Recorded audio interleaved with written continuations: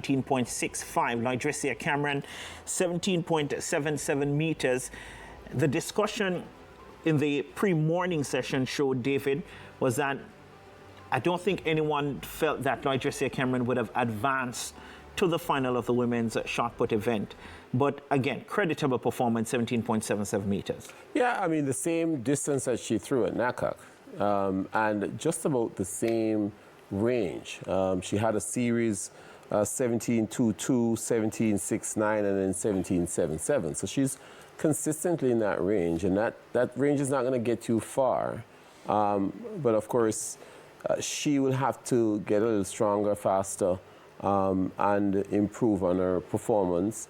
But what she did was pretty much what she's been doing all season. So one would expect that going into the World Championships, tapering off and being in a fluid state, that you'd be able to produce better than you did before. But whatever the situation is with her and the setting, not sure, but would want to see your best performance, at least in your last competition for the season. Yeah. Javoy, as a competitor, when you go into any event, whether it be Champs, Nakak, Panam, the World Championship, the Olympic Games, and you would have set out an objective to say, all right, if I don't make it to the final, I want to throw at least 18, or I want to run at least 9.9. When you don't hit those marks, how do you now come back to say to yourself, all right, let me not be too disappointed with this and to get some positives from it? All right, so firstly, I am a self-motivator, and I sometimes grade myself very hard. So I set high objectives. Your medal count suggests that. Yes, so I always have an objective A and an objective B.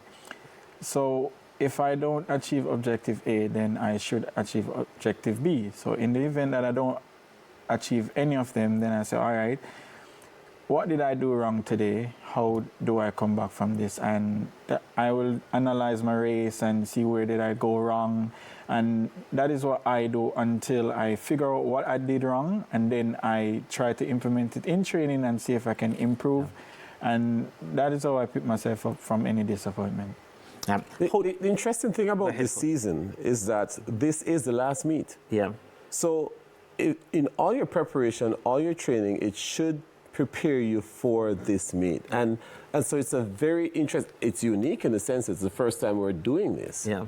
So coaches and athletes should be so tuned that, I mean, it's better you come to this meet, you perform, give a season's best, and you lose, and then it's fine. We say, okay, at least you were at your best. Yeah.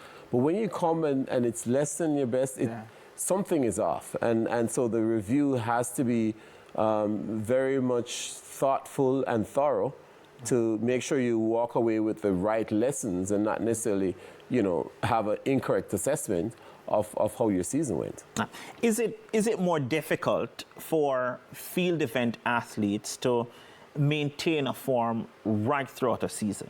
Of course, this is the last event, as you mentioned. Is it more difficult for them in terms of execution because of the technicalities? No, because the fitness components that you require for your event are pretty much defined. So, I mean, whatever the strength level you need, whatever the speed level you need, the flexibility, the mobility, all those things are defined and controlled and developed in the training environment.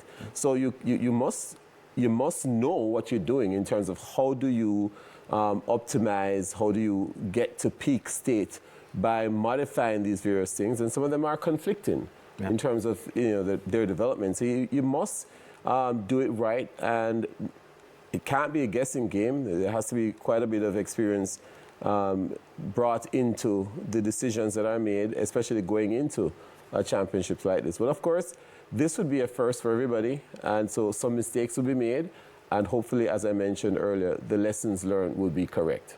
All right, David, thanks so much.